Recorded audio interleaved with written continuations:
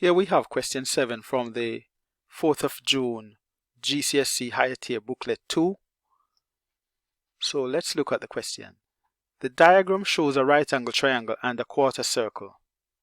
The right angle triangle ABC has an angle ABC equals 90 degrees. So angle B equals 90 degrees. The quarter circle has center C and a radius of CB, and you're required to work out the area of the quarter circle, giving your answers to 3 significant figures, and all working must be shown. So by looking at the right angle triangle, we could use Pythagoras theorem to find BC. And if you can recall, Pythagoras theorem, we have a squared plus b squared equals c squared. So if I write it here for those people who struggle to remember that, so it's a squared plus b squared equals c squared. So c there would be the hypotenuse, so I'm going to just label that as c, and I'll just label this side as b, and bc as a. So it means that I would have 9 squared as a hypotenuse, and then we have 6 squared there, and BC, right, or CB is a radius, okay, so which is A. So we're going to have A squared there.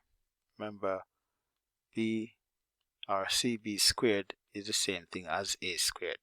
Okay, remember that. Okay, therefore what we have there is A squared would equal to 9 squared minus 6 squared. So to get A, you take the square root both sides, so A would equal to the root of 81 minus 36, and that looks like it's root of 45. Therefore CB,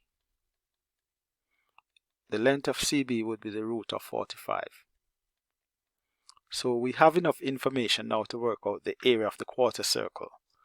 So it's a quarter of a circle, so we have 1/4 times the area of the circle, which is pi, times the radius squared. The radius there is CB, so it's the square of root 45.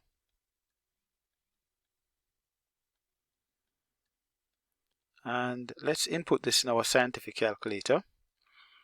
What we get there is 35.342, 35.342, and so on.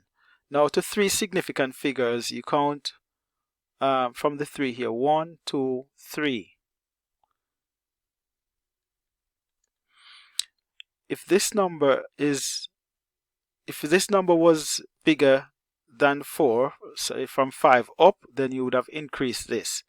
But because it's less than 5, this number remains the same, so it's going to be 35.3 meters square.